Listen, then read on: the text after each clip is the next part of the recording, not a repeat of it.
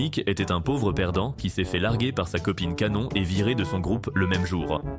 Désormais fauché et inutile, il s'allie à des marginaux surpuissants pour former le groupe ultime et se venger. Après avoir perdu sa vie parfaite, Nick est devenu fan de J-pop et a claqué tout son fric en produits dérivés. Cependant, il a vite compris que son train de vie le ruinait, alors il est retourné à la guilde des aventuriers pour gagner de l'argent. Hélas, il s'est rappelé son ex-patron le traitant de déchet humain incapable d'être aventurier et ce traumatisme l'empêchait d'aborder quiconque. En fin de journée, il est allé noyer son chagrin dans une taverne, mais voir les autres aventuriers fêter leur succès l'a encore plus déprimé. C'est alors que le serveur a installé 3 aventuriers inconnus à sa table. Il y avait une mage nommée Tiana, un prêtre nommé Zem et enfin une dragonne nommée Kuran. À leur comportement, Nick a compris qu'ils n'étaient pas amis et que quelque chose les tracassait tous. Estimant avoir déjà assez de problèmes, il a bu une grande gorgée avant de fracasser sa chope, jurant de ne plus jamais faire confiance aux humains. Par coïncidence, ses voisins de table ont fait de même et ils ont commencé à partager leur traumatisme. Tiana leur a raconté qu'elle venait des quartiers chics et qu'elle étudiait la magie dans une académie prestigieuse. En plus d'être la meilleure élève, elle était fiancée au beau gosse de l'école, un noble nommé Alex, mais elle l'a surpris en train de la tromper, et pour se couvrir, il l'a accusée de coucher avec son professeur pour améliorer ses notes. À cause de ça, elle a été renvoyée et reniée par sa famille. Elle a donc pris une chambre en ville et a cherché du travail. Hélas, personne ne voulait embaucher une fille qui ne savait que manier des bâtons, alors elle a sombré dans le jeu et a tout perdu. Frustrée, elle est venue à la taverne pour noyer son chagrin. Une fois son récit terminé, Zem a pris la suite, disant qu'il avait aussi été trahi, mais pas par son amante. C'était par une jeune fille qui l'aidait à ramasser des herbes médicinales en ville.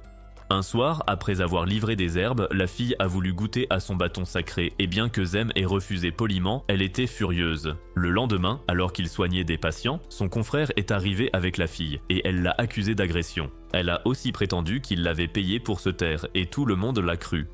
Zem a ensuite été emprisonné pendant 3 longs mois, après quoi il a été banni de la ville. N'ayant nulle part où aller, il s'est rendu dans une auberge voisine, où la propriétaire l'a bien accueilli. Quand Zem a remarqué qu'elle avait mal au dos, il ne lui a fallu qu'une nuit avec elle pour la soulager. Le lendemain matin, elle lui a conseillé d'aller en ville pour devenir aventurier, et c'est ainsi qu'il a atterri ici. Nick a compati et a ensuite demandé à Kuran de raconter son histoire.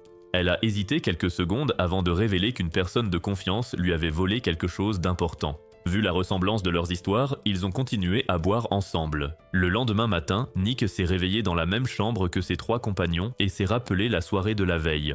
Tiana a ensuite mis tout le monde dehors, car la chambre lui appartenait. Mais avant qu'il ne s'éloigne, Nick a suggéré de former un groupe puisqu'ils étaient tous dans le même bateau. Le trio a hésité, mais ils ont fini par accepter et sont allés directement à la guilde pour s'enregistrer. Leur impatience a effrayé la jeune réceptionniste, alors une réceptionniste plus âgée, Vilma, est venue prendre le relais et elle a immédiatement reconnu Nick. En parcourant leur formulaire d'inscription, elle a fait un commentaire sur Kuran et l'a même appelée la fille survivante. Apparemment, elle avait réussi à revenir vivante et seule d'un labyrinthe de rang C et avait gagné le respect de la guilde. Malgré ses éloges, Kuran n'avait pas l'air très heureuse, mais Vilma lui a dit de garder la tête haute car revenir vivant d'une quête était la meilleure capacité qu'un aventurier puisse avoir. Elle a ensuite demandé quel nom ils voulaient donner à leur groupe, et Nick a répondu « les survivants ». Les autres n'y ont vu aucun inconvénient, et Kuran a dit que cela montrerait aux gens qu'ils ne plaisantaient pas.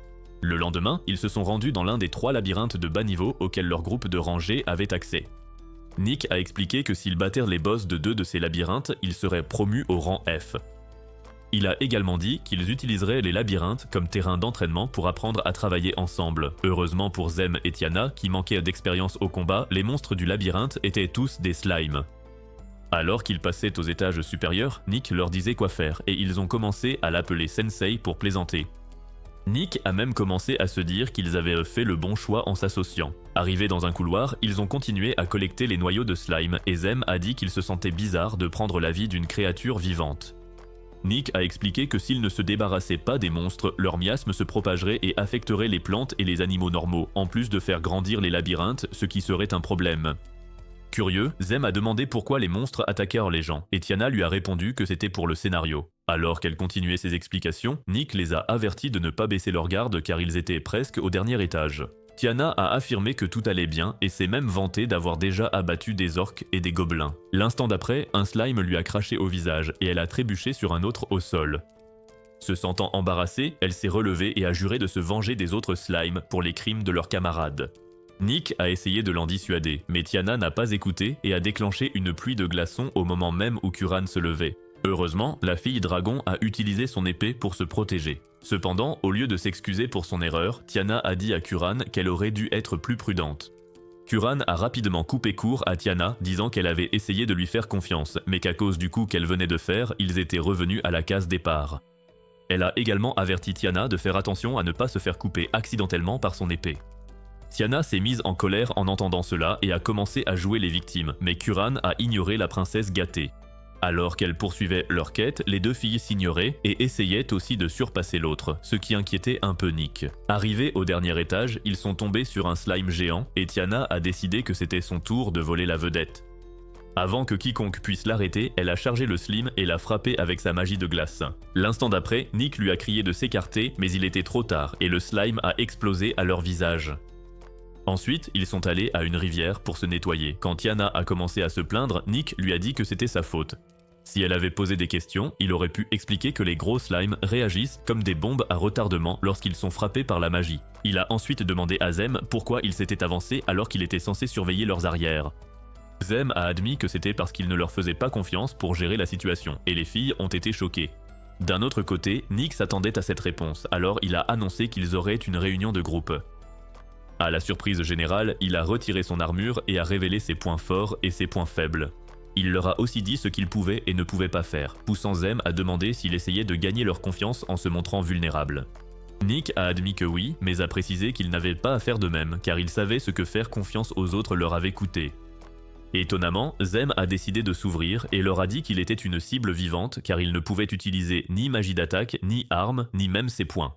Cependant, il était très doué pour la guérison et pourrait les aider à long terme. Suivant son exemple, Tiana s'est approchée de Curran et s'est inclinée profondément en s'excusant pour ce qui s'était passé dans le labyrinthe.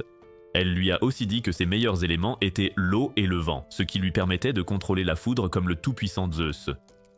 Quant à ses faiblesses, elle était impuissante face à la magie de la terre et du feu et ne survivrait pas à une bagarre à main nue.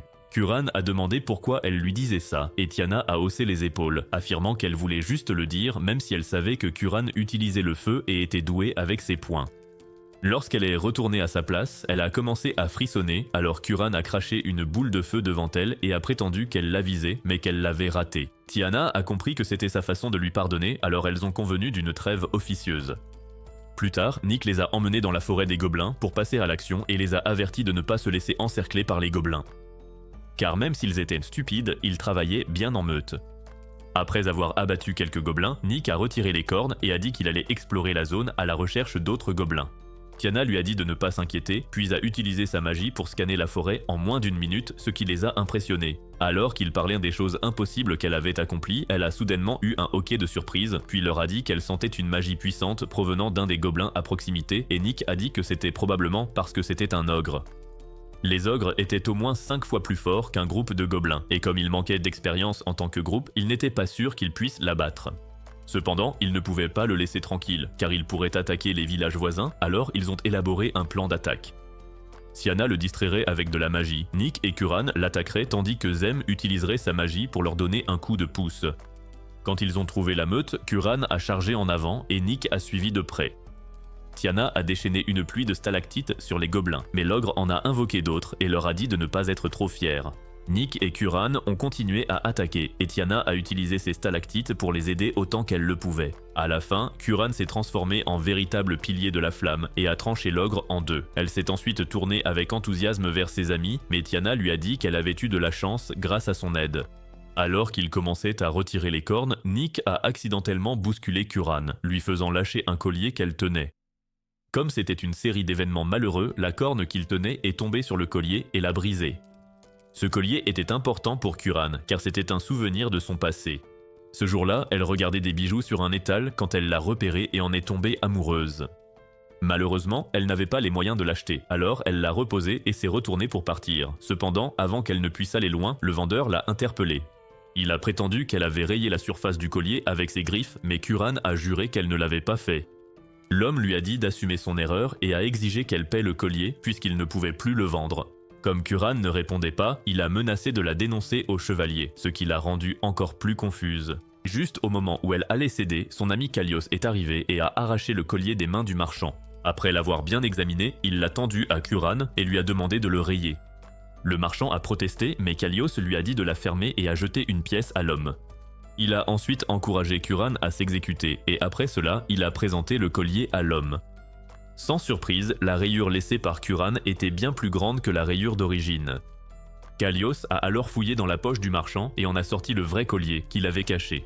Pris en flagrant délit d'escroquerie, l'homme a accepté de rendre la pièce d'or et de laisser le collier à Kuran. Kuran était reconnaissante envers Kallios de l'avoir aidé, et en marchant, elle s'est dit qu'elle avait bien fait de le servir. Il s'est avéré que la race des dragons était destinée à servir le héros, et Kuran était sûr que Kallios était l'élu. Le lendemain, il l'a trouvé en train de faire ses bagages, pour lui dire qu'ils étaient prêts à partir pour le labyrinthe. En remarquant son sac, il lui a dit de ne pas l'emporter, car cela les ralentirait, et Kuran a obéi. Dans le labyrinthe, elle a facilement abattu un scarabée monstrueux et ses compagnons l'ont encensé, flattant son ego. En continuant l'exploration, ils sont arrivés à la salle du boss et Kallios a expliqué que le serpent se cachait dans un grand pot. La magie ne l'affecterait pas tant qu'il resterait là, ils devaient donc l'attirer dehors. Comme Kuran était leur force brute, la tâche lui est revenue, elle a donc chargé le pot et l'a percuté. Agacé par le dérangement, le serpent s'est montré et a tenté de l'attaquer, mais Kuran a bondi en arrière. Kallios et les autres se sont alors précipités pour l'aider avec la magie et Kuran s'est sentie reconnaissante. Soudain, le serpent s'est mis à briller et est devenu plus agressif, déstabilisant complètement Kuran. Elle a appelé Kallios et les autres à l'aide, mais ils n'ont rien fait et elle a été aspergée par son venin. Ce n'est qu'une fois qu'elle s'est effondrée au sol que Kallios a montré son visage de traître et a révélé qu'il l'avait utilisé comme appât. Kuran n'en croyait ni ses oreilles ni ses yeux, mais à cause du poison, elle ne pouvait plus bouger. Bien après qu'il l'ait laissée pour morte, Kuran est sortie du labyrinthe en titubant et s'est dirigée vers la ville. Elle voulait récupérer le joyau du roi dragon qui lui avait été confié avant de quitter sa maison, alors elle a continué. De retour en ville, elle s'est effondrée devant l'auberge alors que la pluie tombait à verse. Tout le monde était surpris de la voir car Kallios leur avait dit qu'elle était morte et c'est là qu'elle a compris que quelque chose clochait. Elle a immédiatement couru à l'étage pour chercher ses affaires, mais elles avaient disparu, tout comme Kallios. Furieuse, elle a arraché son collier et a essayé de le jeter, mais pour une raison inconnue, elle n'a pas pu s'y résoudre.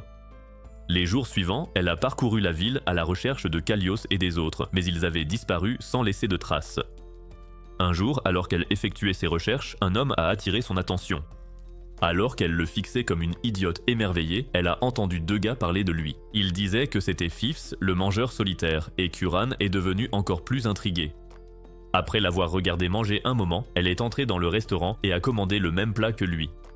Il s'est avéré que Fifs avait obtenu son titre parce qu'il formait à lui seul un groupe d'aventuriers. L'aura de cet homme l'attirait, elle a donc commencé à le suivre partout et à faire tout comme lui. Elle a fait de son mieux pour être aussi discrète qu'un ninja, mais Fifs était malin et l'avait remarqué depuis longtemps. Il disait exprès des choses à voix haute, car il savait qu'elle écoutait et qu'elle l'imiterait. Un jour, alors qu'il mangeait au restaurant, un ivrogne a renversé son épée, mais Kuran a utilisé sa queue pour l'attraper. Fifth l'a remercié, disant que l'épée était sa vie, et alors qu'il partait, elle l'a interpellé et s'est inclinée avec gratitude. Il n'a pas cherché à savoir pourquoi elle avait fait ça et est parti après lui avoir dit quel plat commander ensuite. C'était la dernière fois qu'elle le voyait, mais Kuran n'a jamais cessé d'aller au restaurant ou de manger ce qu'il lui avait fait découvrir. Hélas, avoir une passion de gourmet coûtait cher, et en un rien de temps, Kuran était fauchée, c'est pourquoi elle s'est rendue à la guilde ce jour-là et a rencontré Nick et les autres. De retour au présent, Nick s'est rendu dans une bijouterie pour voir s'il pouvait remplacer le collier de Kuran. Hélas, il n'a pas réussi à trouver une réplique exacte. Il a alors commencé à se demander pourquoi elle ne s'était pas fâchée contre lui pour avoir cassé le collier. À ce moment-là, Agathe, son idole préférée, est passée par là, et comme ils se connaissaient avant qu'elle ne devienne une star mondiale, elle a proposé de l'écouter. Après qu'il lui ait raconté, Agathe a dit que c'était égoïste de vouloir remplacer le collier, qui comptait visiblement pour Kuran. Elle lui a alors conseillé de parler à Kuran pour savoir ce qu'elle en pensait plutôt que de faire des suppositions. Réalisant qu'elle avait raison, Nick est parti à la recherche de Kuran et l'a trouvé en train d'acheter des encas au marché. Quand il s'est approché d'elle, elle lui a proposé de goûter et Nick a failli perdre ses papilles à cause des épices. Kuran a ri de sa réaction et s'est moqué de lui, le traitant de faible. Un peu plus tard, il se tenait sur un pont et Nick a essayé de poser des questions sur le collier sans vraiment le faire. Quand Kuran a compris ce qu'il faisait, elle l'a assuré qu'elle n'était pas en colère et qu'elle se portait mieux sans le collier. Ce soir-là, les membres du groupe des survivants se sont croisés à la taverne, et alors que Curran leur montrait un tour de magie, la jeune réceptionniste de la guilde est venue les trouver. Ils ont ensuite été conduits auprès de Vilma, qui leur a confié la mission de chercher une épée sacrée dans le labyrinthe des liens. Elle a promis de les dédommager, qu'ils trouvent l'épée ou non, alors Nick a exigé une carte et une liste de tous les monstres du labyrinthe. Plus tard, en explorant les lieux, ils ont remarqué que le labyrinthe avait une esthétique moderne. Tiana a fait remarquer que tous les monstres rencontrés jusqu'ici étaient artificiels et ils ont commencé à se demander s'ils avaient été isekai. À leur insu, ils étaient surveillés par une caméra et celui qui se trouvait de l'autre côté a dit qu'il avait hâte de voir de quoi ils étaient capables. Bientôt, ils ont atteint un couloir aux lumières vertes et Nick a décidé de l'explorer. Les autres pensaient que c'était une perte de temps car c'était une impasse, mais Nick était sûr qu'il trouverait quelque chose. Lorsqu'il s'est dirigé vers la lumière, une porte secrète s'est ouverte dans le mur et le gars a failli faire un bond de 3 mètres. Les autres étaient tout aussi choqués, mais malgré cela, ils sont tous entrés dans la pièce secrète. L'endroit était plutôt sombre, avec des vitrines partout où l'on posait le regard, mais Nick leur a assuré que ce qu'ils cherchaient se trouvait en plein milieu de la pièce. Tiana a rapidement scanné la pièce à la recherche de magie et est devenue méfiante lorsqu'elle n'a rien senti. Lorsqu'ils ont atteint le milieu de la pièce, les lumières se sont allumées et une voix les a félicités d'être arrivés jusque-là. À leur surprise, la voix appartenait à l'épée, et alors que le groupe la fixait, ils se sont demandé si on se moquait d'eux. L'épée n'avait pas de lame, ce qui leur a fait douter qu'ils soient au bon endroit. L'épée les a assurés qu'elle était ce qu'ils cherchaient, révélant qu'elle était une arme psychique de classe ange au nom de code épée des liens. Ces paroles les ont juste troublés, alors Nick a essayé de s'en emparer pour la ranger, mais l'épée a protesté. Elle a tenté de convaincre l'un d'eux de s'en équiper, mais ils ont refusé, expliquant qu'ils allaient la revendre. En entendant cela, l'épée s'est agacée et s'est plainte de la façon dont la guilde l'avait trompée. Ils l'avaient enfermée dans le labyrinthe après l'avoir assuré que quelqu'un de digne viendrait la trouver. Malheureusement, personne n'est jamais venu et elle rouillait là depuis des années. Nick compatissait mais a dit qu'ils avaient des factures à payer et dès qu'il l'a ramassée, le système de défense s'est activé. L'épée a tenté de les prévenir, mais avant qu'elle ne puisse le faire, quelque chose a fait irruption dans la pièce. Une fois la poussière retombée, le groupe s'est retrouvé face à un golem nanobotique. Tiana l'a immédiatement attaqué avec ses stalactites et Curran a chargé pour le terrasser. Cependant, avant qu'elle ne l'atteigne, le golem a expulsé les stalactites de son corps et elles ont volé vers Curran. Elle a vite levé son épée pour se défendre, mais une stalactite l'a frappé au ventre et lui a coupé le souffle. Zem et Tiana se sont précipités vers elle pendant que Nick chargeait le monstre pour tenter de l'arrêter. Hélas, son couteau et toutes ses compétences se sont avérées inutiles face à son adversaire, alors il a crié à ses amis de partir loin d'ici. Il était prêt à se sacrifier pour leur gagner du temps, alors l'épée lui a suggéré de s'équiper d'elle. Nick a accepté et dès que la lame est apparue, il s'est senti comme Luke Skywalker. De l'autre côté, ses amis tentaient en vain d'ouvrir la porte, alors l'épée lui a dit d'imaginer Curran et de dire Union. Nick a fait ce que l'épée demandait, mais a été confus quand rien ne s'est produit. L'épée était aussi confuse car Nick remplissait les critères, mais comme ils allaient se faire écraser, Nick n'a pas posé de questions. Il a fait une roulade et a tranché un bras du golem, mais le bras s'est changé en sbire et a saisi sa jambe. Cela a permis au golem de l'écarter d'une baffe et de le jeter dans le trou qu'il avait créé pour entrer. Il s'est ensuite tourné vers Tiana et les autres, alors Tiana l'a transformé en glaçon géant. Cependant, elle savait que sa glace ne tiendrait pas longtemps, alors elle a dit à Curran de chercher Nick. Curran a couru vers le trou et peu après sa disparition, le golem s'est libéré et a poursuivi Tiana et Zem. Le duo n'avait d'autre choix que de coopérer pour le contenir jusqu'au retour de Curran et Nick. En parlant de Nick, il avait atterri sur des décombres et a découvert qu'il avait quelques côtes cassées. Juste au moment où il allait commencer à creuser pour sortir, Curran est arrivé pour l'aider. Au lieu de la remercier, il lui a dit de repartir chercher leurs amis et de fuir car ils ne pouvaient pas mourir. Curran lui a dit de ne pas jouer les martyrs avec elle et a juré qu'ils sortiraient tous d'ici vivants. Son ton ne laissait place à aucun débat, alors Nick s'est excusé et a commencé à creuser de son côté. Il s'est aussi excusé d'avoir brisé son collier et Curran lui a rappelé qu'elle était passée à autre chose. Nick a soutenu que c'était important pour elle et Curran a admis que ça l'avait été à un moment donné. Mais elle n'y tenait que par pure illusion, espérant que Kalios reviendrait et que tout redeviendrait comme avant, qu'il ne lui montre que les hommes sont des ordures. Son obsession pour le passé l'empêchait d'avancer, mais le jour où le collier s'est brisé, ses chaînes invisibles se sont brisées aussi. Elle a donc réaffirmé à Nick qu'elle se portait bien mieux sans ce collier. Après qu'elle l'ait aidé, l'épée lui a demandé d'essayer de dire « Union » à nouveau, persuadée que cette fois, ça fonctionnerait. En haut, Tiana avait atteint sa limite, elle a donc demandé à Zem de garder son énergie pour soigner Curran et Nick. Zem a insisté pour qu'elle n'abandonne pas, mais elle a calmement souligné qu'elle ne pouvait plus rien faire. Zem a alors décidé de rester avec elle, et juste au moment où ils allaient de mourir, le golem a explosé. En levant les yeux, ils ont vu Nick et Curran fusionner leurs sourires. Avant qu'ils ne posent de questions, l'épée a dit à Nick et Curran de détruire le cœur du golem pour qu'il arrête de se régénérer. Les Gotenks de pacotille ont immédiatement augmenté leur puissance et chargé le golem, l'épée levée. Un coup d'épée plus tard, et le golem technologique n'était plus qu'un souvenir. Nick et Curran ont donc repris leur forme normale. Quelques heures plus tard, ils sont retournés à la guilde et ont présenté l'épée à Vilma.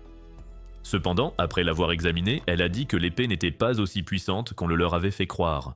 Nick lui a dit que ce n'était pas leur problème et a demandé leur paiement qu'elle a promis de verser après qu'il lui ait présenté leur nouvel ami. Le garçon a dit s'appeler Kizuna et être le nouveau membre de leur groupe. Après avoir quitté la guilde, ils ont poussé un soupir de soulagement car Vilma n'avait pas réalisé qu'il lui avait donné la mauvaise épée. Il s'est avéré que Kizuna était en fait l'épée sacrée qui s'était transformée en humain. Plus tard, dans la chambre de Tiana, Nick a partagé l'argent entre eux et même Kizuna a eu sa part. Après ça, ils sont tous partis de leur côté, mais Tiana a invité Kizuna aux courses avec elle, car elle savait qu'il s'ennuyait.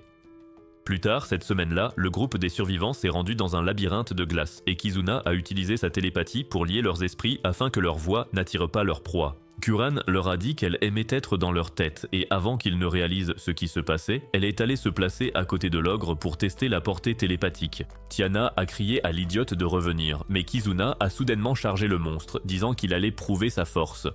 Sa voix a alerté le monstre, qui a essayé de l'écraser avec sa massue, mais Kizuna l'a bloqué et l'a repoussé. Furieux, l'ogre a tenté de l'écraser avec de la glace, mais une fois de plus, Kizuna a montré ses capacités et a écarté la boule de glace d'un revers de main.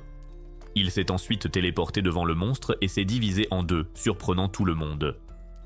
Après avoir abattu le monstre, ses amis se sont rassemblés autour de lui et Nick leur a dit qu'il se sentait soudainement faible. Kizuna a dit que c'était parce qu'il empruntait sa magie et son endurance, mais Nick a décidé de ne pas discuter. Au lieu de cela, il a loué ses talents à l'épée et Kizuna s'est vanté d'avoir absorbé les compétences des épéistes qu'il avait utilisées par le passé. Cela a poussé Tiana à le traiter de tricheur, mais Kizuna a soutenu qu'il n'avait rien fait de mal. Nick est vite intervenu avant que les choses ne s'enveniment et a dit à Kizuna qu'il était content de l'avoir dans l'équipe. Cependant, il a clairement indiqué qu'il n'utiliserait plus l'union, ce qui a fait râler Kizuna. Nick lui a rappelé qu'il s'était évanoui après l'avoir utilisé une fois, il ne voulait donc pas risquer que cela se reproduise lors d'un combat sérieux. Kizuna a compris sa raison, mais a tout de même boudé parce qu'il en avait envie. Zem et Tiana lui ont alors dit via le lien qu'ils étaient contents de l'avoir dans l'équipe, tandis que Curran l'a utilisé pour annoncer qu'elle avait faim. Nick a alors dit qu'ils devraient aller manger, mais Tiana et Zem ont dit qu'ils avaient d'autres choses à faire. Curran a continué d'insister sur le fait qu'elle voulait manger, alors Kizuna leur a crié d'arrêter d'utiliser le lien pour des bavardages inutiles. Finalement, ils ont quitté le labyrinthe et Kizuna est allée avec Nick et Curran dans un restaurant. Pendant qu'ils attendaient leur repas, Nick a soudainement aperçu son ex-petite amie Claudine et son nouveau petit ami. Le garçon venait de lui offrir un cadeau d'anniversaire et après l'avoir remercié, elle lui a dit qu'elle avait besoin d'argent pour rentrer chez elle. Selon elle, sa mère était gravement malade et elle craignait qu'elle ne meure. Alors qu'elle commençait à simuler des pleurs, Nick s'est manifesté, la prenant au dépourvu. Elle a tout de suite exigé de savoir ce qu'il voulait, mais Nick a fait semblant de ne pas l'entendre et lui a demandé combien d'anniversaires elle avait. Il s'est avéré qu'elle avait rompu avec lui le jour de son prétendu anniversaire il y a des semaines, et c'est là qu'il a appris que c'était une arnaqueuse. Réalisant que Nick allait démasquer son arnaque, Claudine a tenté de partir avec son petit ami, mais Nick a menacé de la dénoncer pour fraude. Après avoir pesé le pour et le contre, elle a décidé qu'elle tenait plus à sa liberté et a jeté le cadeau sur Nick avant de partir en trombe, laissant son petit ami stupéfait. Le lendemain, Nick et les autres discutaient de leur prochaine quête quand Claudine lui a soudainement versé de la bière dessus. Curran a immédiatement pris une position défensive, mais elle n'a pas attaqué et a laissé Nick parler à son ex maléfique. Elle est venue avec son ami Léon et le gars a dit à Nick qu'il avait entendu ce qu'il avait fait à Claudine.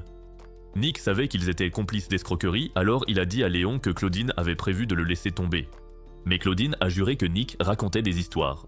Léon l'a cru et a exigé que Nick le suive dehors pour régler ça comme des hommes, et Nick a accepté. Cependant, arrivé dans la ruelle à côté de la guilde, Léon s'est soudainement excusé de l'avoir défié. Il a raconté qu'il cherchait absolument un moyen de virer Claudine de son groupe car elle était devenue un vrai poids mort.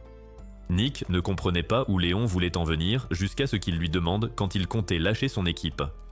Nick s'est mis à rire et Léon, croyant qu'ils étaient sur la même longueur d'onde, l'a rejoint. Cependant, quand il a tenté d'exposer son plan à Nick, celui-ci l'a frappé et s'est excusé, disant que son poing avait glissé.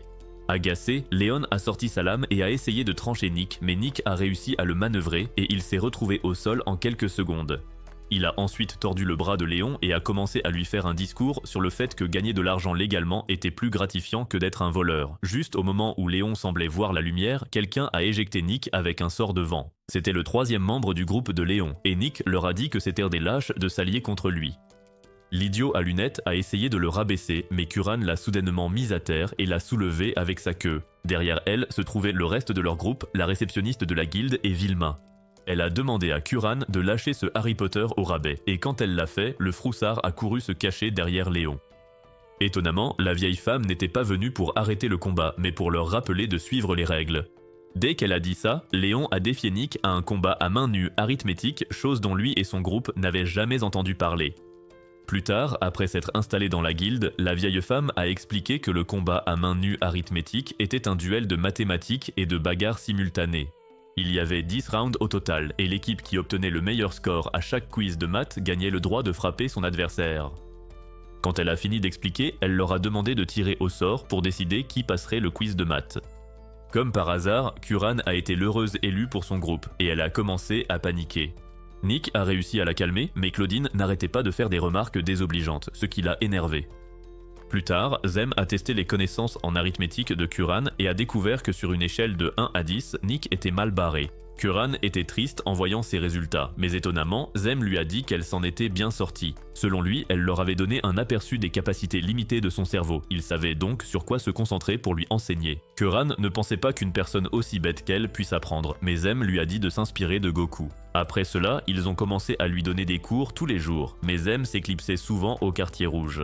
Cependant, il a vite été révélé qu'il n'y allait pas seulement pour s'amuser, mais aussi pour pêcher des informations sur le groupe du Tigre de Fer. Les filles ont joyeusement tout déballé, et il est devenu clair que Claudine et ses amis allaient tricher. À la fin de la semaine, les membres du groupe des survivants se sont réunis chez Nick pour un débriefing. Il leur a dit que le groupe de Claudine complotait quelque chose, et Zem a ajouté qu'il les avait piégés. Curran a demandé comment il le savait, alors Nick a expliqué qu'il avait demandé à Zem d'enquêter sur eux.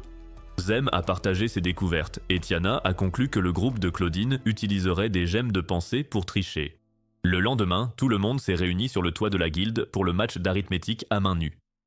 Quand les premières questions ont été posées, Curran s'est réjouie car elle avait étudié ses équations. Voyant son excitation, Claudine a fait une remarque cinglante sur le niveau maternel de ses problèmes. Curran lui a dit de se taire et s'est mise au travail car elle ne voulait pas décevoir Nick.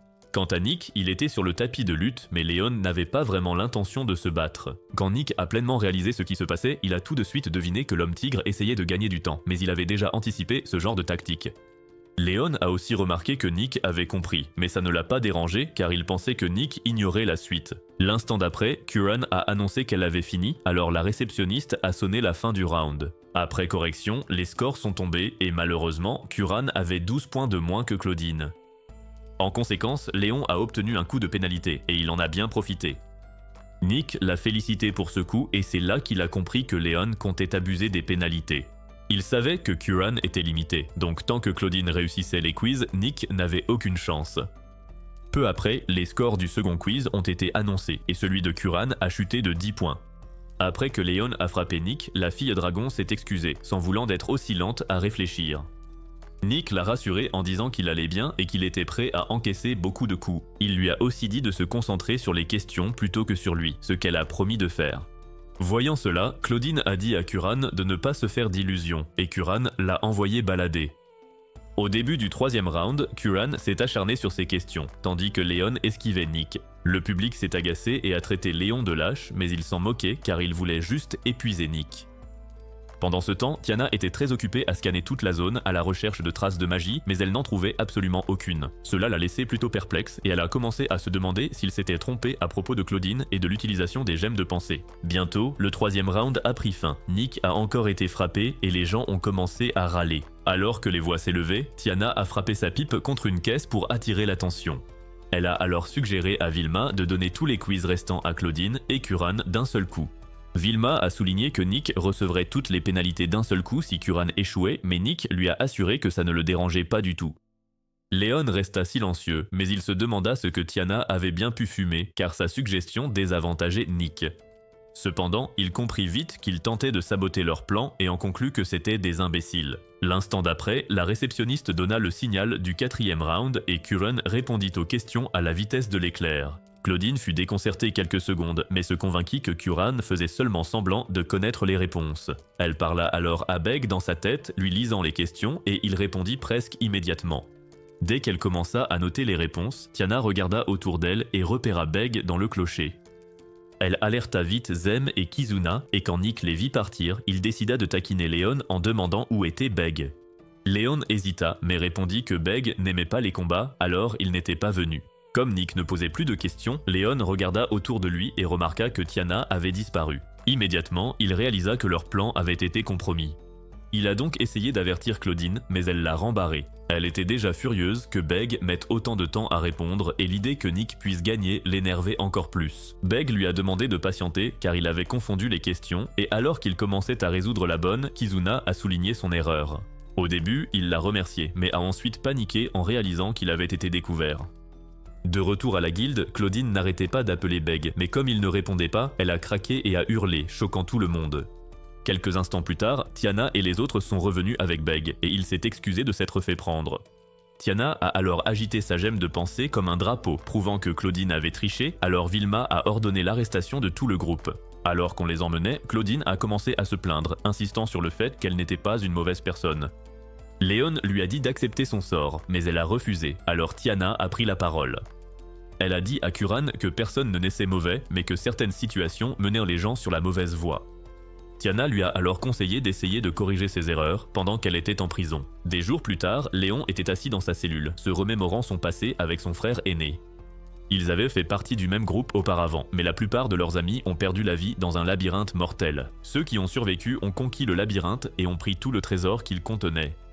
Le frère de Léon a utilisé sa part du butin pour obtenir la gloire et plus de fortune. Cependant, il est mort d'une mort pitoyable et Léon a juré de ne plus jamais faire confiance à personne. De retour au présent, un chevalier s'est approché de Léon dans sa cellule et avec son épée perçant la peau de Léon, il a exigé de savoir ce qu'il était advenu d'une épée particulière qu'il avait prise dans le labyrinthe. Apparemment, elle n'est jamais apparue sur le marché noir, il était donc sûr qu'il l'avait cachée quelque part.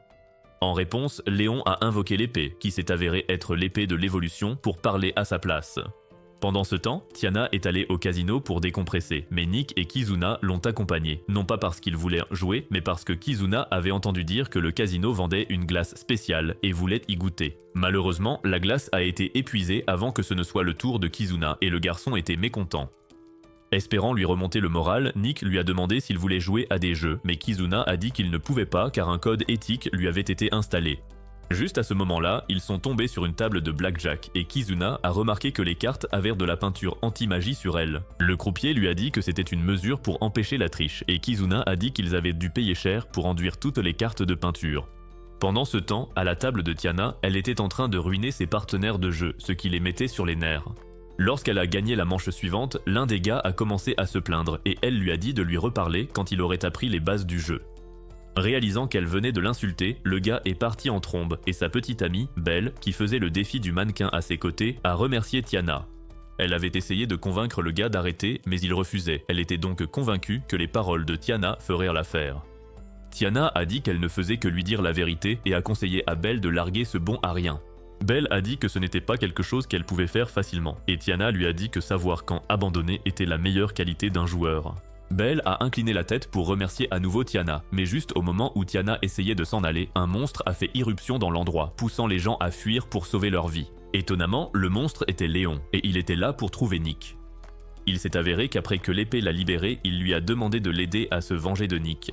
L'épée était semblable à Kizuna, elle a donc accepté d'aider Léon et tout ce que Léon avait à faire pour se transformer était de dire « évolution ». De retour au casino, Léon a trouvé Tiana et a exigé de savoir où se trouvait Nick. Au début, elle ne savait pas qu'elle parlait à Léon, mais en le réalisant, elle a demandé comment il avait eu le super stéroïde de Ban. Léon a ignoré sa question et a de nouveau exigé de savoir où était Nick, alors Tiana a dit qu'elle ne lui dirait pas. Cela l'a évidemment mis en colère, alors il a dit qu'il aimerait voir quelle vie avait le plus de valeur, la sienne ou celle de Nick. Tiana a essayé de répondre, mais il l'a coupée et l'a avertie de faire attention à ce qu'elle allait dire car son odorat accru pouvait détecter les mensonges. Tiana a pesé ses options, car mentir pourrait la faire écraser comme un insecte, alors elle a décidé de jouer avec son esprit. Elle a demandé pourquoi il supposait que Nick s'en soucierait si elle était blessée, et Léon lui a dit que c'était parce qu'elle était la camarade de Nick. Cela a fait rire Tiana alors qu'elle expliquait que sa relation avec les membres de son groupe était née de la nécessité. Quand elle s'est enfin arrêtée, elle a allumé sa pipe puis a utilisé l'allumeur pour attaquer Léon. Dès qu'il est tombé, elle a attrapé Belle et a essayé de courir vers la sortie, mais Léon s'est vite rétabli et a jeté l'une des tables sur leur chemin.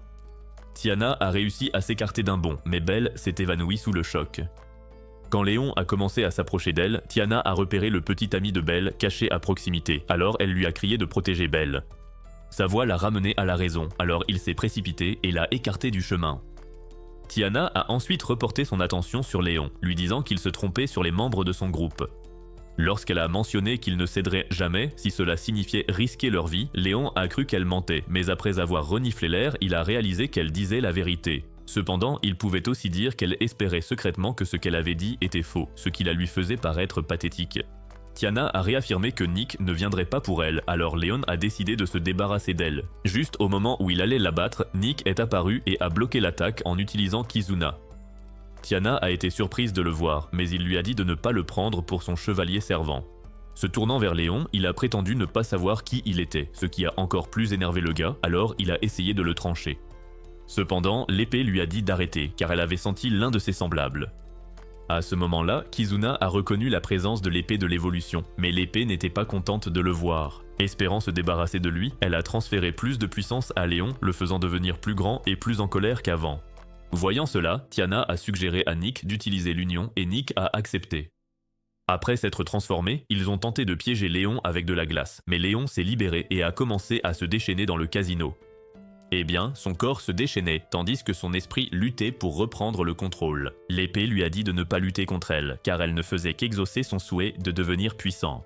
Léon a dit qu'il n'avait jamais voulu devenir un monstre incontrôlable, mais l'épée lui a assuré qu'il était dans le déni.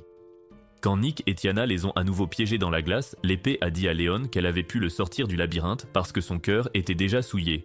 Léon a soutenu qu'il n'avait pris l'épée que parce qu'il voulait être comme son frère, que tout le monde admirait. En réponse, l'épée lui a rappelé que son propre frère gisait 6 pieds sous terre, assassiné par ceux-là même qu'il considérait comme ses amis. C'est la raison pour laquelle Léon avait juré de ne plus jamais faire confiance aux humains, et il profitait alors sans scrupule des quelques idiots qu'il rencontrait sur son chemin. Alors que Léon continuait de nier son rôle dans son autodestruction, un bref souvenir de ses débuts avec son frère lui revint à l'esprit. Alors, il appela à l'aide et le secours arriva sous la forme de Nick et Tiana qui utilisèrent les cartes anti-magie sur lui. Immédiatement, il reprit sa forme normale et quand l'épée tomba, Nick et Tiana la scellèrent dans la glace. Après leur départ, les chevaliers arrivèrent et ramenèrent Léon en prison. Pendant qu'il réfléchissait à ses actes, Nick s'approcha de lui et lui dit qu'il pouvait être tranquille car son carnage n'avait pas fait de victime.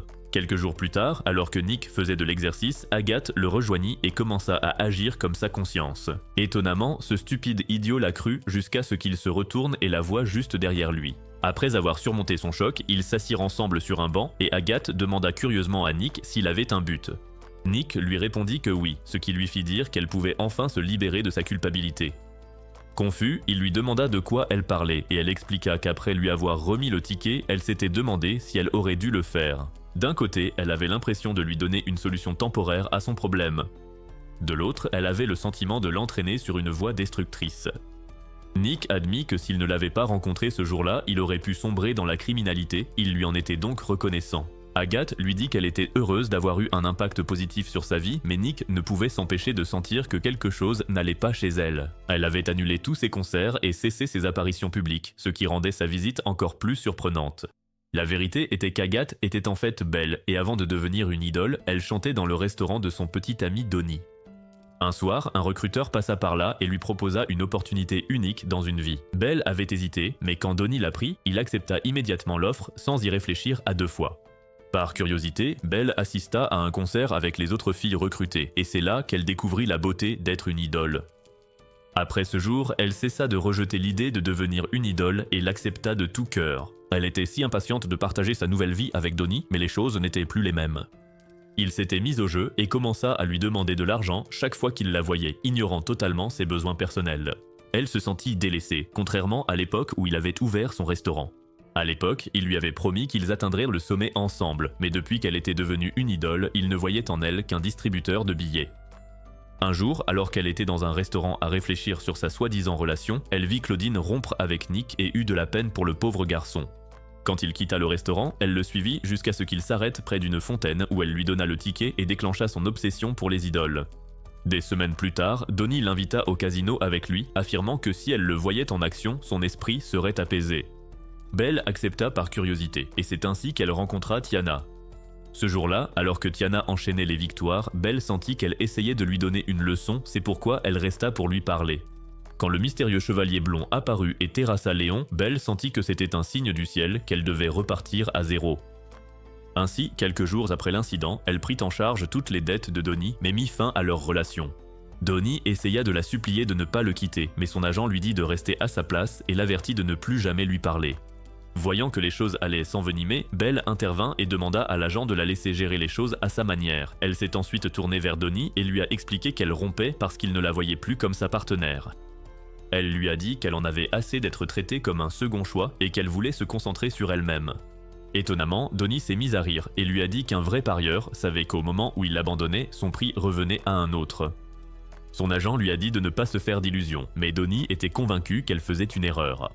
Alors qu'il s'éloignait, Belle l'a rappelé et lui a donné la carte qu'elle avait ramassée au casino en lui disant qu'elle le protégerait. Elle croyait vraiment que la femme qui avait vaincu Léon était une déesse.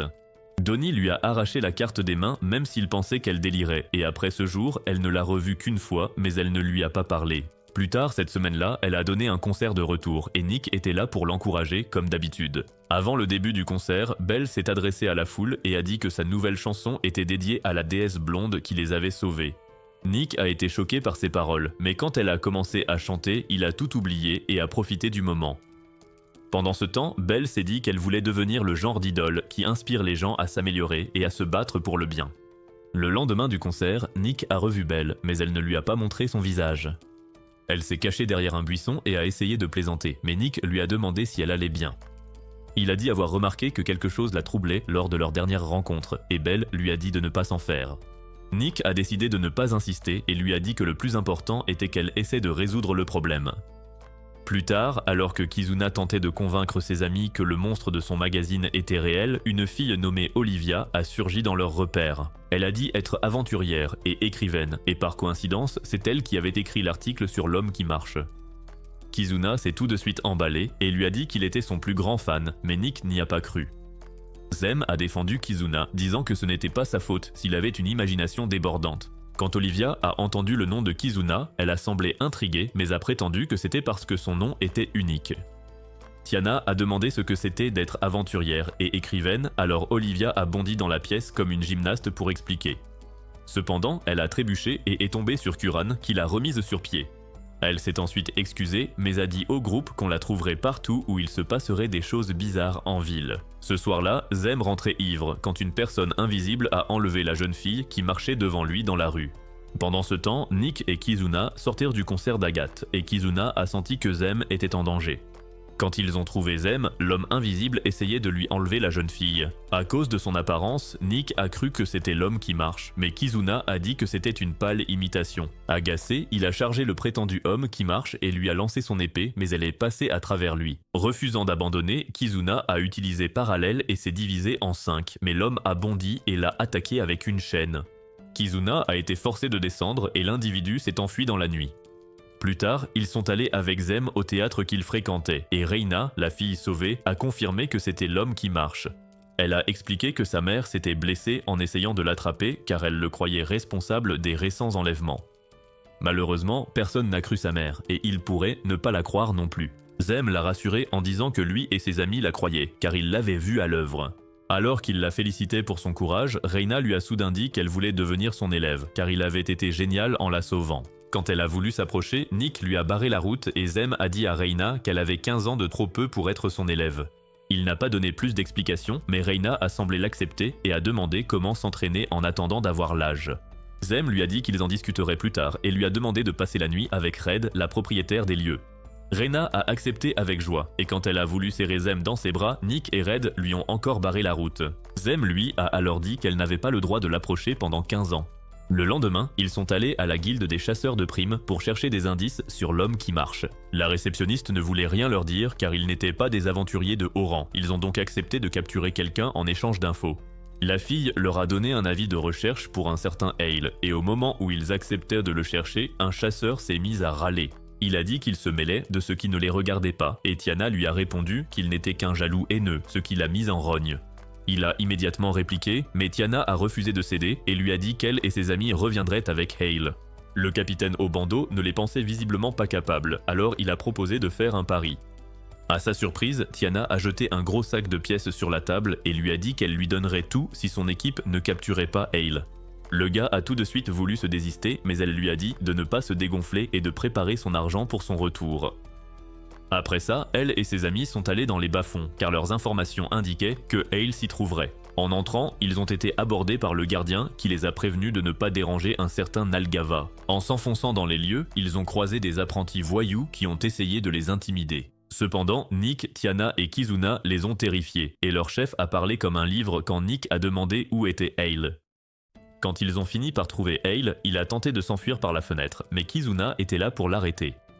Alors qu'il l'emmenait, Nalgava s'est approché et a exigé de savoir où ils emmenaient Hale. Il a dit que Hale était l'un de ses patients et qu'il était en train de le soigner. Nick a expliqué que Hale était en fait mis à prix et Nalgava a accepté de les laisser l'emmener à condition qu'il puisse lui administrer sa dernière dose de médicaments. Apparemment, Hale souffrait de la maladie du démon jaune et sans traitement, il allait mourir. Nick a souligné que Hale mourrait de toute façon vu ses nombreux crimes, mais Zem a expliqué que le devoir d'un soigneur est de traiter ses patients jusqu'au bout. La façon dont Zem parlait a fait comprendre à Nalgava qu'il était un ancien prêtre, tout comme lui. Avant qu'il ne discute de choses que seul comprenait, Kizuna a demandé à Nalgava s'il savait quelque chose sur l'homme qui marche. Nalgava a dit que non, mais Hale s'est mis à rire et à se moquer de Kizuna parce qu'il croyait à un conte de fées. Sa réaction a convaincu Nalgava qu'il savait quelque chose, il lui a donc demandé de dire au groupe tout ce qu'il savait. Le sourire de Hale s'est effacé et il leur a parlé du journaliste louche qui distribuait des bonbons aux humains sous-développés. Peu après, ils sont retournés à la guilde et Tiana a bien récupéré l'argent du gars avec qui elle avait parié. Étonnamment, elle n'a pas gardé l'argent et s'en est servi pour offrir des verres à tous les chasseurs de primes. Le lendemain, à leur retour à la guilde, la réceptionniste leur a remis la prime de Hale ainsi que toutes les informations disponibles sur le Stepping Man. En parcourant les rapports, ils ont réalisé qu'aucun d'entre eux ne contenait d'informations utiles. La réceptionniste leur a dit qu'ils ne trouveraient rien d'utile car le Stepping Man n'était qu'un mythe. Nick a expliqué que le mythe ne les intéressait pas, mais plutôt celui qui enlevait des jeunes gens. La réceptionniste a dit que la seule personne suspecte qu'elle connaissait était Olivia, qui se trouvait justement là, en train de parler à Reyna. Nick et les autres ne voulaient pas croire qu'Olivia était derrière les enlèvements, mais après avoir recoupé les faits, Nick a décidé de l'aborder. Il a ordonné à Tiana et Kuran de surveiller les sorties, puis est allé interroger Olivia sur l'endroit où elle se trouvait 2 nuits plus tôt. Olivia a raconté n'importe quoi et quand il l'a accusée d'être le Stepping Man, elle a soudainement renversé la table et s'est enfuie par le toit, choquant tout le monde. Plus tard, le groupe s'est rendu chez Red et alors qu'ils discutaient du revirement concernant Olivia, la mère de Reyna, Ada, est arrivée. Nick l'a immédiatement reconnue comme l'ancienne fine lame du groupe de rang A, grand chef, et la femme a été surprise que sa réputation la précède. Elle s'est ensuite excusée pour les ennuis causés par sa fille, mais Zem l'a assuré que ce n'était rien. Après quoi, il a ordonné à Reyna d'arrêter de fouiner dans l'affaire du Stepping Man. Reyna a tenté de protester, mais comme elle avait appelé Zem maître, sa mère, confuse, lui a demandé ce qu'elle voulait dire. Reyna a expliqué qu'elle voulait devenir l'élève de Zem, mais avant qu'elle ne puisse en dire plus, Zem l'a coupée. Il lui a alors dit qu'elle était son ennemie, ce qui n'avait aucun sens pour elle, alors il a expliqué ce qui lui était arrivé par le passé. À cause de cet incident, il ne pouvait plus parler ni approcher de jeunes filles sans faire de crise de panique. Reyna a souligné qu'il l'avait sauvée du Stepping Man et Zem a répondu que c'était parce que la situation était trop grave pour la laisser seule. Cependant, il a admis que cet incident lui avait fait réaliser qu'il pourrait un jour surmonter son état. Finalement, ils sont revenus à l'affaire du Stepping Man et Ada leur a conseillé d'abandonner car ils n'étaient pas assez forts pour le vaincre. Nick l'a assuré qu'ils en étaient conscients, mais a dit qu'ils ne pouvaient pas rester sans rien faire alors que des innocents disparaissaient. Lorsqu'il a mentionné qu'il n'aimait pas que le coupable utilise la légende du Stepping Man pour commettre des crimes, Ada a avoué être à l'origine de la rumeur. Elle espérait que cela intriguerait assez les aventuriers et les chasseurs de primes pour tenter d'attraper le ravisseur, car les chevaliers étaient débordés. Malheureusement, ça n'avait pas bien fonctionné, et sa fille s'était retrouvée mêlée à tout ça, alors elle se retirait. Nick a dit comprendre son inquiétude, mais l'a supplié de leur apprendre au moins une chose ou deux pour qu'ils puissent gagner contre le Stepping Man. Touchée par sa demande sincère, Ada a accepté de les aider, et la première chose qu'elle a faite a été de leur préparer une soupe aux champignons. L'équipe ne comprenait pas comment une soupe allait les aider, alors Ada a expliqué que les champignons révéleraient leur potentiel magique latent. Après qu'ils l'ont bu, elle a parlé des techniques du Stepping Man, qui impliquaient beaucoup de sauts, d'attaques au corps à corps et d'esquives. Elle a dit que leur usage de la magie déterminerait leur victoire, puis elle a tendu un allumeur à Curran, lui disant de le tenir fermement et de dire le mot « brûle » jusqu'à ce que des flammes en sortent. Curran a essayé, mais elle n'a pas réussi à l'allumer car elle avait beaucoup de mal à se concentrer. Nick a ensuite reçu l'allumeur et a réussi à produire une flamme, mais a dit qu'une si petite flamme ne leur serait d'aucune utilité. Ada a repris l'allumeur et lui a dit qu'elle ne leur demandait pas d'utiliser la magie du feu. Elle a ensuite frimé un peu et lui a dit que leur entraînement déterminerait l'issue du combat. Le lendemain, elle a fait sauter Nick sur une corde car il devait apprendre le sort d'allègement du corps utilisé par le marcheur. Nick a réussi à sauter 8 fois, mais à la 9e tentative, il s'est étalé de tout son long. Cette nuit-là, un autre marcheur a tenté d'enlever une jeune fille, mais Kizuna l'a éjectée du ciel d'un coup de pied. Une fois la fille en sécurité dans les bras de Curran, Nick, Zem et Kizuna l'ont encerclée et ont exigé de savoir s'il était Olivia.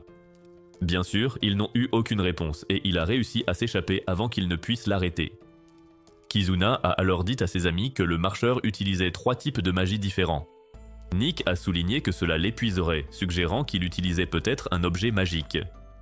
Puisqu'il n'y connaissait absolument rien en objet magique, Nick est allé rendre visite à Léon en prison le lendemain pour le consulter. Léon lui a dit que l'individu utilisait le joyau du roi des illusions ou quelque chose de similaire. Le seul moyen de briser l'illusion était de prononcer le nom de l'utilisateur, faisant réaliser à Nick que ce n'était pas Olivia.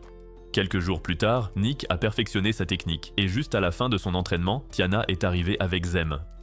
Ils lui ont dit avoir enquêté sur les rapports de toit brisés et que tous menaient au bas quartier. Cela les a convaincus que le marcheur opérait là-bas, ils sont donc allés parler au gardien. L'homme leur a dit que quelqu'un avait déposé un corps au cimetière commun, mais ils ne savaient plus si c'était une fille ou un garçon. Pensant que le marcheur y était pour quelque chose, le groupe s'est mis en route vers le cimetière. Avant d'arriver, Kizuna a utilisé un lien télépathique pour les prévenir qu'ils étaient suivis. L'instant d'après, Olivia a sauté d'un arbre et a attaqué Nick, mais il a utilisé sa technique pour l'esquiver. En voyant cela, Olivia l'a directement accusé d'être le marcheur, mais lui, il lui a dit d'arrêter d'essayer de le manipuler ainsi. Olivia a de nouveau chargé, il s'est donc écarté, ce qui l'a fait frapper la clôture en fer. Quand il s'est retourné, Kizuna a activé Parallèle, mais elle a fait de même et l'a maîtrisé. Alors qu'il l'a regardé sous le choc, Nick s'est soudain rappelé le conseil de Léon et a crié son nom. La folle a répondu que c'était bien elle et a dit qu'elle ne lui avait pas pardonné de l'avoir traité de marcheur. En entendant cela, ils ont compris qu'il s'était trompé sur elle et ont écouté sa version des faits. Elle a expliqué qu'on l'appelait le marcheur, car elle aimait marcher sur les toits, pas parce qu'elle enlevait des gens. L'équipe n'en revenait pas d'avoir perdu son temps avec une originale, et quand Nick a râlé, Olivia l'a ignoré. Après avoir réparé la clôture qu'elle avait tordue, Kizuna a menacé de dénoncer ses mensonges, et ils ont commencé à se disputer. Lorsqu'ils ont enfin fait une trêve, elle les a accompagnés au cimetière pour examiner le corps. Au début, rien ne semblait étrange, mais Olivia leur a fait réaliser que ce qu'ils voyaient n'était pas réel. Ils ont ensuite déplacé le corps et ont été surpris de trouver un petit fragment du joyau du roi des illusions. Dès qu'Olivia l'a détruit, le visage de la fille est devenu plus net, révélant une brûlure sur son bras et un grain de beauté au cou. En examinant ses yeux, Zem a confirmé qu'elle avait souffert de la maladie du démon jaune. De retour chez Red, ils ont confirmé l'identité de la jeune fille grâce aux avis de recherche. Zem a insisté pour rendre le corps à ses parents et a promis de la venger, car il avait découvert qui était le marcheur. Quelques jours plus tard, Nick a coincé l'homme au pas sur un toit et un combat intense a commencé. Pendant le combat, Nick a dit le vrai nom de l'homme au pas et l'illusion cachant son visage s'est dissipée, comme Léon l'avait prédit. Nalgava fut impressionné que Nick n'ait pas bluffé en disant qu'il savait qui il était. Alors qu'il le félicitait, Nick expliqua qu'ils avaient déduit qu'il enlevait des gens pour ses recherches sur la maladie du démon jaune. Nalgava n'essaya pas de nier car tout ce que Nick disait était vrai, alors il prit une posture défensive. Nick a alors chargé et alors que Nalgava se défendait contre ses coups, il a soudainement bondi dans les airs, le prenant au dépourvu. En redescendant, il passa encore lourd, mettant tout son poids dans sa jambe et ils tombèrent dans la vieille usine. Sans surprise, ils atterrirent sur leurs pieds, et c'est là que Nalgava réalisa qu'il était entouré. Zem demanda alors à Nalgava pourquoi il avait propagé la maladie, et il répondit que c'était parce que sa fille en était morte. Zem le savait déjà, puisqu'il avait enquêté sur Nalgava, vérifié ses antécédents et appris tout ce qu'il devait savoir. On croyait que la maladie se transmettait par la fabrication de poteries. Cependant, la fille de Nalgava l'avait contractée par le sang d'un infecté, et après sa mort, des rumeurs ont circulé sur elle. Blessé par les rumeurs et sans volonté de vivre, il commença ses recherches, espérant que la mort de sa fille ne soit pas vaine. Nick et les autres lui expliquèrent que ces raisons ne justifiaient en aucun cas de prendre la vie d'innocents, mais Nalgava leur répondit qu'il s'en fichait complètement car c'était juste des inconnus qu'il avait trouvés dans la rue. Zem l'assura qu'il se trompait et lui rappela la fille dont il avait déposé le corps au cimetière. Il dit que le jour où il rendit le corps aux parents, ils pleurèrent et demandèrent pourquoi on leur avait enlevé leur fille. Malheureusement, il ne put leur donner de réponse valable et dut les laisser avec toutes leurs questions. Zem expliqua alors que ce n'est pas parce que Nalgava ignorait d'où elle venait qu'elle n'était personne. Quand il dit que la douleur de sa famille égalait celle de Nalgava à la mort de sa fille, Nalgava commença à avoir des remords. Cependant, il dit que cela n'importait plus car le mal était déjà fait. Zem dit qu'il voulait juste qu'il expie ses péchés, mais lui a dit que l'arrêter ne changerait rien. Avant qu'il ne puisse s'expliquer, Kizuna a senti quelqu'un arriver et a alerté tout le monde. L'instant d'après, Nalgava a été foudroyé et quand la porte est tombée, un type en armure complète est entré. Nalgava a demandé pourquoi il était venu et il lui a dit que c'était pour le faire taire définitivement. Zem a tenté de soigner Nalgava, mais l'homme en armure l'a projeté avec sa magie et lui a dit qu'il ne pouvait pas arrêter l'inévitable. Il a aussi dit qu'il allait se débarrasser d'eux tous et au même moment, il a attaqué Tiana et Kuran. Cependant, au lieu d'aller les aider, Zem s'est précipité pour soigner Nalgava, alors l'homme l'a traité d'idiot. Il a dit que Zem privilégiait toujours les mauvaises choses et que ce qu'il croyait être de la gentillesse était en fait de l'égoïsme. Juste à ce moment-là, Nick a appelé Zem via le lien télépathique et lui a dit qu'il devait utiliser l'union. Zem ne pensait pas pouvoir le faire, mais Nick a dit que ça devait être lui puisqu'il était le seul à ne pas être gravement blessé. Comme Zem ne répondait pas, l'homme en armure a mis Nick à terre et Zem a failli choisir la fuite plutôt que le combat. Heureusement, Kizuna l'a appelé à ce moment-là et lui a dit qu'Olivia lui ferait gagner du temps pour décider s'il voulait être un héros ou un lâche. Zem a alors remercié Olivia, et la seconde suivante, elle a traversé une fenêtre et a mis l'homme en armure à terre. Quand il s'est relevé, elle l'a appelé Masque Blanc et le type a exigé de savoir qui elle était. Olivia lui a dit qu'elle était une touche-à-tout professionnelle qui passait par là, alors le type a chargé sur elle. Étonnamment, elle a attrapé sa lame entre ses mains et lui a dit que c'était son tour. Avant qu'il ne puisse réagir, elle s'est déplacée derrière lui à la vitesse de la lumière et l'a envoyé valser d'un coup de pied.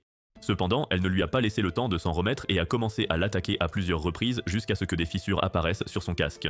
Les fissures se sont refermées en quelques secondes, confirmant ses soupçons selon lesquels il utilisait une épée sacrée. Comme le type était concentré sur elle, Zem et Nick ont rapidement fusionné grâce à l'union, et quand il s'en est rendu compte, il est devenu furieux.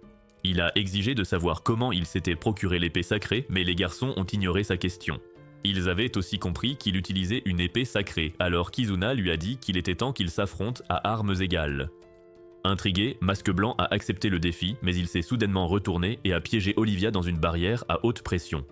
Zem a essayé d'aller vers elle, mais Kizuna lui a dit de ne pas le faire, expliquant qu'au moment où il entrerait dans la barrière, il serait écrasé. L'instant d'après, le Masque Blanc a attaqué, alors Zem a utilisé ses mains comme bouclier pour se défendre. L'épée était étonnamment lourde et l'a repoussé, le forçant à planter ses chaussures dans le sol pour rester debout. Quand il s'est enfin libéré, il a commencé à rebondir dans la pièce comme une balle de ping-pong en folie. Il allait si vite que son adversaire ne pouvait pas localiser sa position exacte. La distraction a affaibli la barrière, alors Olivia s'en est libérée et a tenté de l'attaquer. Masque Blanc a facilement évité l'attaque et a fini par attraper Zem. Cependant, il n'a pas réalisé qu'il s'était fait avoir jusqu'à ce que Kizuna arrive en volant vers son visage. Malheureusement, cela a à peine laissé une fissure dans son armure, mais il les a félicités pour leurs efforts. Il leur a ensuite dit qu'il les reverrait et s'est échappé après avoir lâché une bombe sur eux. Quelques minutes plus tard, l'équipe est sortie des décombres et le pauvre Nalgava est resté coincé. Kuran a immédiatement essayé d'aller vers lui, mais Tiana lui a dit de ne pas le faire et Zem a expliqué que tout mouvement brusque l'enverrait dans l'au-delà. Nalgava a dit que mourir ne le dérangeait pas, et c'est alors que Zem a réalisé qu'il était infecté par la maladie du démon jaune. Comme il ne pouvait pas le sauver, Zem a soigné Nalgava pour réduire sa douleur. L'instant d'après, le bâtiment a commencé à s'effondrer, alors Zem a dit adieu à Nalgava à contre-cœur avant de partir. Plus tard, une fois le calme revenu, l'équipe est retournée sur les lieux et Zem est tombé à genoux en pleurant Nalgava. Une fois fini, ses amis l'ont consolé, disant qu'il pouvait se reposer car l'affaire de l'homme qui marche était résolue. Olivia leur a dit de ne pas trop se relâcher car il était évident que Nalgava n'était qu'une petite pièce d'un grand puzzle. Elle a dit que le masque blanc courait toujours et comme il utilisait des armes sacrées, il était clair qu'il était soutenu par des gens puissants. Ces propos ont fait douter le groupe de sa véritable identité, alors ils lui ont posé des questions. Ils lui ont aussi dit que si elle voulait faire partie du groupe, elle devait jouer carte sur table, alors elle a révélé qu'elle était l'épée sacrée de la guerre. Quelques jours après l'incident, Nick et les autres ont pris du repos, mais ils étaient si déprimés qu'ils passaient leur journée au lit. Un après-midi, alors que Nick fouillait dans ses affaires, il a trouvé une épée brisée qui lui a rappelé son passé. Il était arrivé en ville avec ses parents, mais leur chariot a été attaqué et sa mère l'a caché dans une cachette secrète.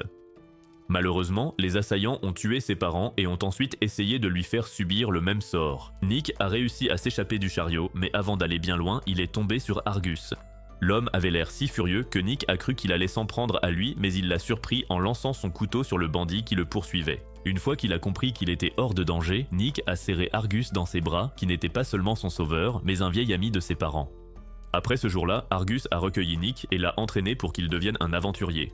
Le premier labyrinthe où il l'a emmené était celui des slimes, et là-bas, Argus a appris à Nick que la leçon la plus importante était de ne jamais baisser sa garde. Nick a supposé qu'il parlait de l'avenir, mais à ce moment-là, il a glissé sur du slime et est tombé, ce qui a fait rire Argus. Nick s'est aussi mis à rire et a promis de devenir un aventurier digne de ce nom. Quelque temps plus tard, Argus l'a emmené dans un labyrinthe avec un vrai monstre et ne lui a donné qu'une petite épée pour se protéger. Quand Nick a essayé de se défendre avec, le monstre l'a tranché en deux.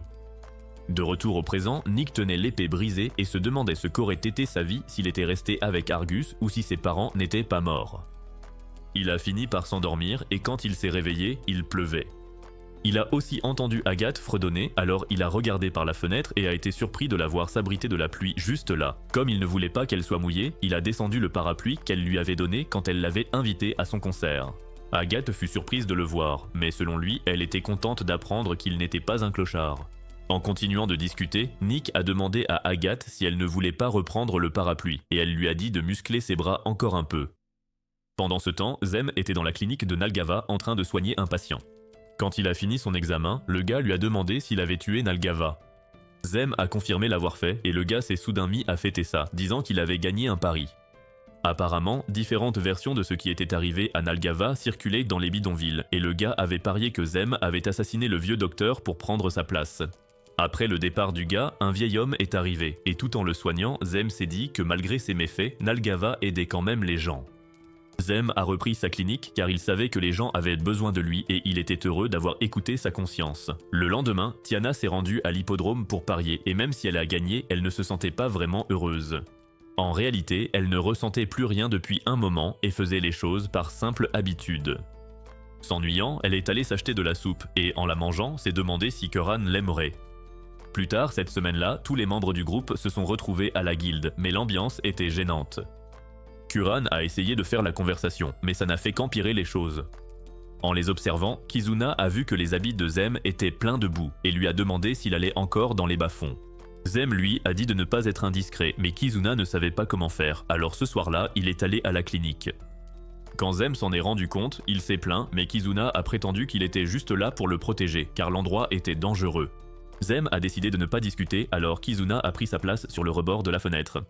Le lendemain, quand les membres se sont revus, le malaise persistait, alors Curran s'est éclipsée en disant qu'elle allait chercher à manger. En marchant en ville, ses pensées sont allées vers Kalios et elle a juré de ne jamais lui pardonner sa trahison. Ses pensées furent vite interrompues quand elle a vu le marchand qui avait tenté de l'escroquer essayer de faire de même avec une jeune fille tigre. Lorsqu'elle a dénoncé ses mensonges, l'homme est resté sans voix et la jeune fille s'est discrètement éclipsée. Peu après, elle a remarqué ses amis et leur a demandé s'ils l'avaient suivie.